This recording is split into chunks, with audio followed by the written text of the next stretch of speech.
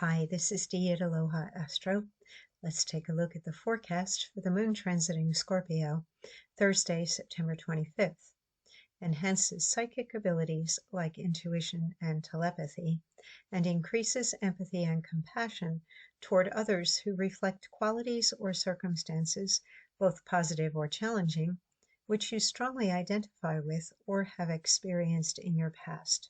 As the moon forms a trine aspect to Jupiter in Cancer, while Jupiter is square to both Mercury in Libra and Chiron retrograde in Aries, and trine to Neptune retrograde in Aries, conjunct Saturn retrograde in Pisces.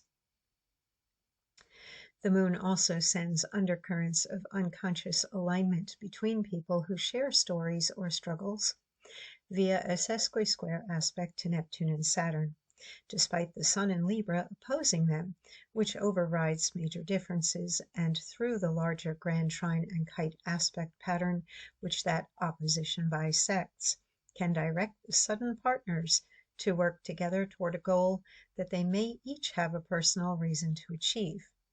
The awareness that people can hold viewpoints which are not in full agreement, but can agree on a core principle or shared need, opens the unspoken flow of energy and thoughts between people, as personal ideologies and arguments are set aside for the time being. A mutual desire for peace, ease, and enough sustenance and support for all allows the protective inclination a Scorpio moon transit awakens to be fully expressed, with or without spoken words. So let's take a look at what we have going on in the sky. Here you can see that grand trine between the Sun, Pluto, Uranus, and that feeds the kite, which tops off here with Saturn and Neptune. Saturn and Neptune are quite busy at the moment, involved in that kite, as well as the trine to Jupiter, and then Jupiter in turn trine to the moon. And we've got a quincunx, which is part of a yod, and I spoke about that in yesterday's forecast. If you want to go back to either YouTube or my blog, and you can pull up yesterday. Yesterday, that yod was the strongest influence. Today, it is these two trine aspects, which Jupiter is creating predominantly with the moon and with Saturn and Neptune, as well as the two squares that kind of offset it or create the scratch that needs the itch. And this is where the emotions are going to swing toward seeking out what's good or better and aligning with people based on similarities rather than differences, even though there can be a feeling of, wait a minute, they're entirely not like me at all, or I don't understand them, but there is still something that's very shared, and it may be in a shared struggle that two people might find each other in a similar circumstance, even though they come from different backgrounds or they have different beliefs in different things, but they find themselves in the same boat and dealing with the same issue. This is also the type of day that there can be triangulation between people, and suddenly two people who were at odds in the triangle suddenly get together, and the third person might find themselves having to readjust because now they're on the outside. I find that adults don't do that as much as children do, but it can happen. I think back to childhood where you're playing with you're playing with two different friends, and then those two friends get together and suddenly they're best friends and they don't want anything to do with you. That may be the type of thing that could happen today. I would say it's a bit less exclusionary, but people who usually are not going to agree with each other over something might find that they both have their own agenda for wanting a particular end result, and that makes them friends for the moment. It makes them work together to get to that shared goal. They might have their own personal agendas for why they want what they're working toward together. So there's unification going on today, as well as the awareness of differences, but the differences can be set aside or transcended, and the similarities that are recognized are based on needs, or they are based on past stories, usually of struggle or pain, that create that empathy, where somebody says, "Oh, I remember what that's like. I had that problem a long time ago, so I can sympathize with you." And yesterday, the moon was still in Scorpio, but it was with Mars, which is a bit more um, boundary protecting and defending, and even a little bit overreaching and bullying.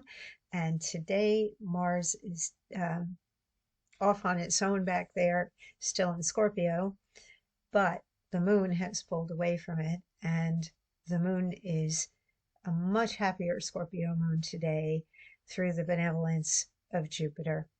And that is what brings the greater ease and flow and the willingness to share resources as well as be protective of others. That common good, common goal, which the Grand Trine and Kite are pointing toward, with that Grand Trine being in water signs that are quite relationship oriented. The Sun in Libra, one-on-one relationships, Pluto in Aquarius, group consciousness, and Uranus in Gemini, smaller neighborhood, siblings, people who are immediately close to you. So we've got all those community and relationship signs well supported right now in terms of empowerment, in terms of change and doing things different toward the future. And this is a day where people become aware that that can happen if they do set aside their differences. And much of the energy that goes back and forth, it's about reading the vibes and the vibes that are being sent out. From the romantic perspective as well, with Venus still sextile to Mars, we definitely have things going on in the airwaves. That yod in particular with Mars and Scorpio, Uranus and Gemini, Neptune and Saturn in Aries, Pisces. It may even help to remember that not everybody could be perhaps as receptive to the thoughts that you are sending as you are to the thoughts that they have that you are picking up. So if you're not seeing the energy move the way you would like it to, you might have to actually step into that Mercury in Libra and reach out and use your words. But try the thought vibes first. That strong sexual and romantic energy with Mars in Scorpio and Neptune there in Aries. And